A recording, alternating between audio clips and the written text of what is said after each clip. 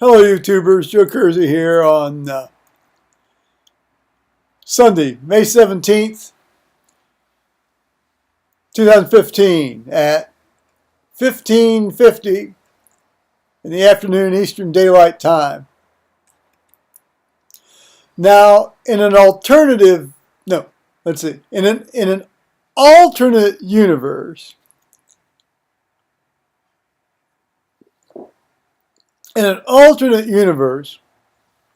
this would have been my and my ex-wife's 40th wedding anniversary.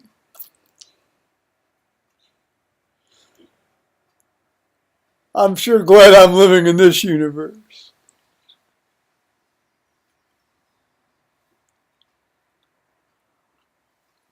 Now, today I read in church.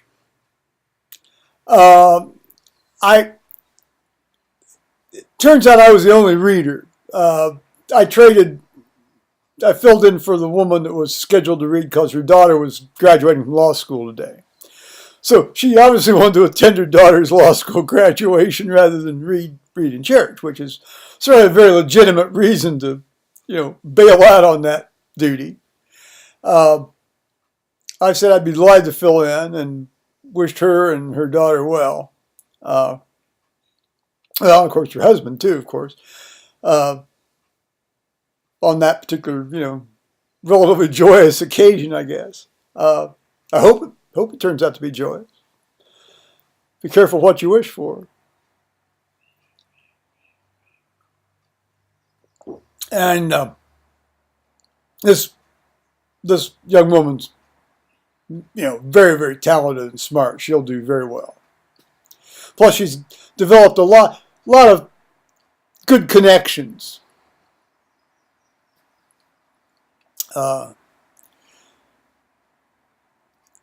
So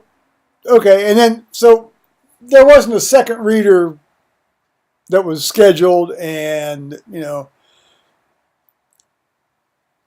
so I suggested to my judge buddy that if he wanted to do the second reading, that'd be great, because he offered to do the wine. And then this other fellow that I often fill in for him when he goes to North Carolina. He sort of came in, and I don't know if anybody had talked to him or called him or if Linda had called him before.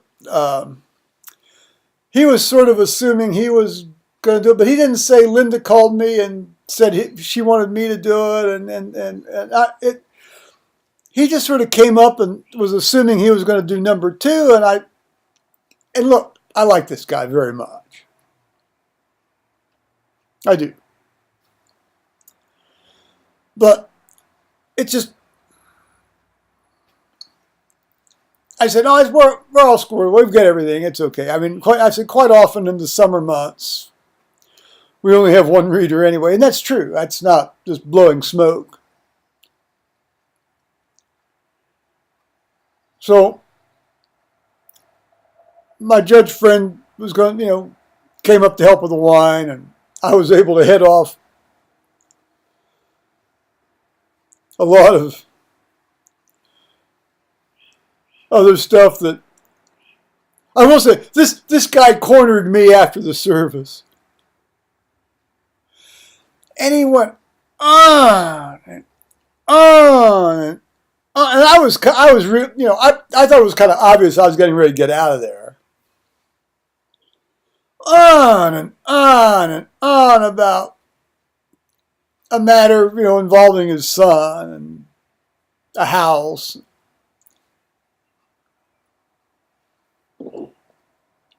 Well, good. It was good news. I'm glad to hear it, but it's like, he could have handled that in like 2 sentences. Well, my son and daughter-in-law sold their house and bought a new one up in Sunbury. Great news, great news. Every detail of the negotiation and down payment and transaction and the contract, real estate contract, I'm going, Just, and he's one of these guys that's really tall, and he gets right up against you.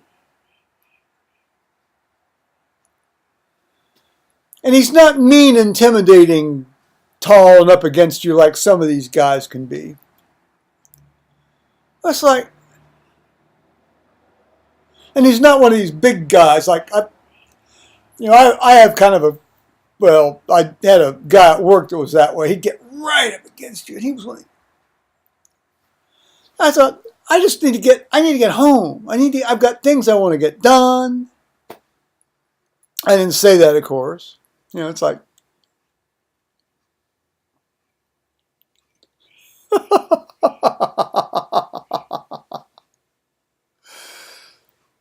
so that was that bit, and yet there was yet one other little bizarre thing that happened today.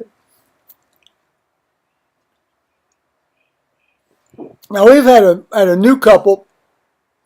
They're probably in their late 50s, early 60s. That have been coming. They've been coming about at least the last 8 weeks. At least the last 8 weeks, and perhaps a bit longer. And they've clearly moved in from somewhere else. And I don't know his name, and I've asked people that sit around them, they say, oh, they know who they are, and they've spoken with them, but I did some investigating after the fact of this thing I'll talk about. And I couldn't discover the man's name. Meanwhile, what happened was, during the piece, when everybody's sort of walking around the aisle and shaking hands, and peace of the Lord, he says, why can't people offer their own prayers during the prayers of the people? I said, oh, well, we have at the back of the church before the service, we have a list where people can write down who they want prayed for during the prayers of the people. He says, yeah, I'm not talking about a list.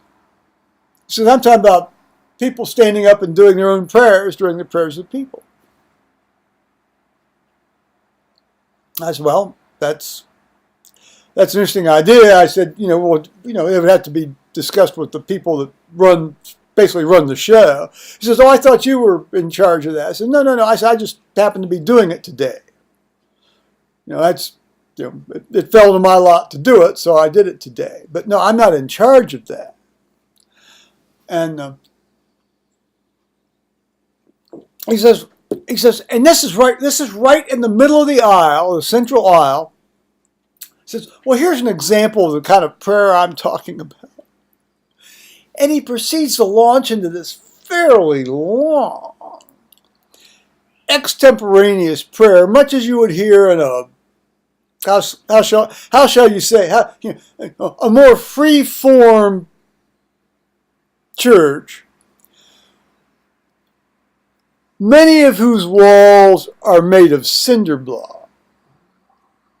And that's fine. I grew up in some of those churches. And there's nothing wrong with that, if that's the kind of church it is. Absolutely not. I mean, nothing wrong with that at all. I grew up, as I said, I've attended those churches. I've grown up in some of those churches. But I do like kind of a set liturgical thing. Well, I didn't say that. I listened. Apparently, this particular prayer involved the morality of the medical care system in the United States and health insurance or medical insurance. It didn't have a particularly political slant to it one way or the other, just emphasizing the morality of that and how we need to try to interpret God's will on that issue, that particular issue. And it went on and on and on and on and on. And meanwhile, the piece ended, and we're sort of standing there, and he's sort of right up in my face. Now, actually, in this case, I was the taller one. He was one of the few people I've ever met in my life that's shorter than me.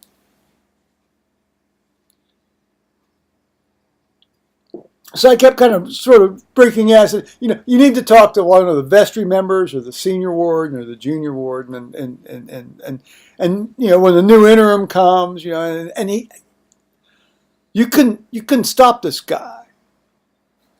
Okay, so eventually, everybody's back to their places. So I said, look, after the service, I'll try to get you together with somebody that you need to mention this to.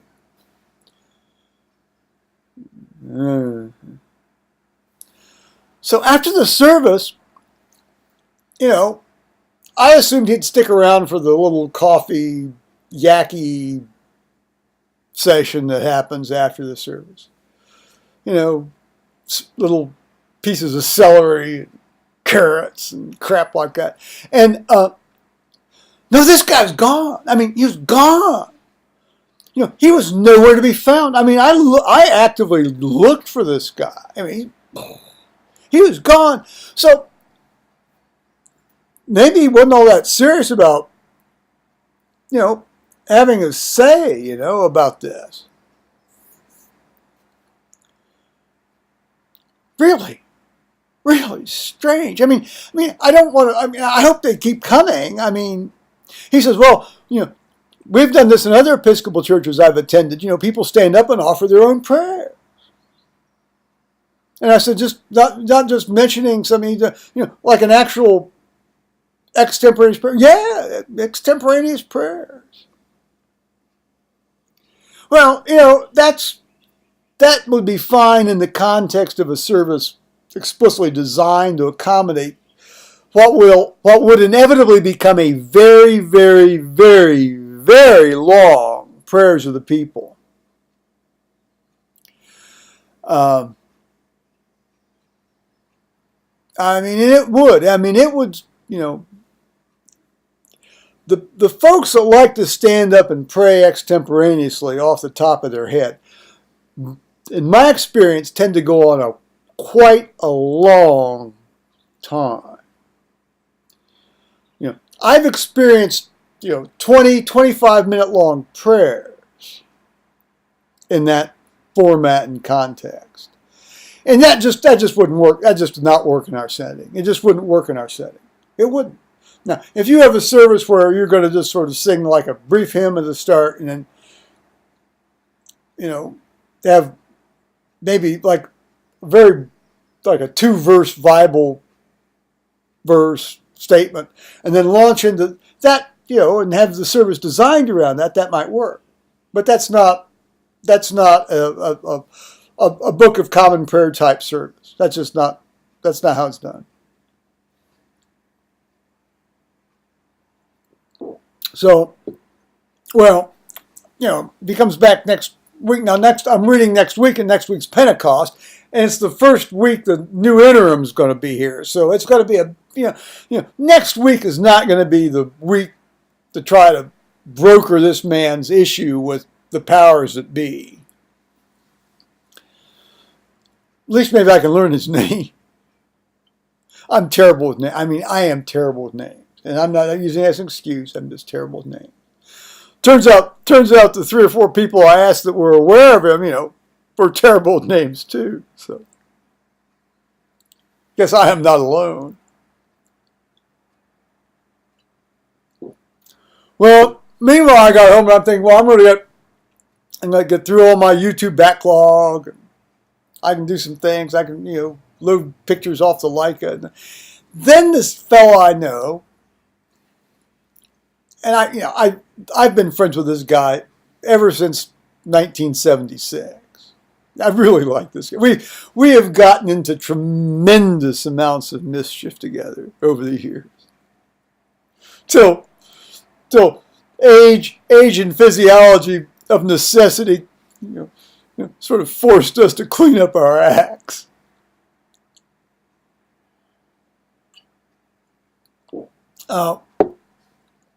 He called, and then he went on and on and on and on about something, and I'm thinking,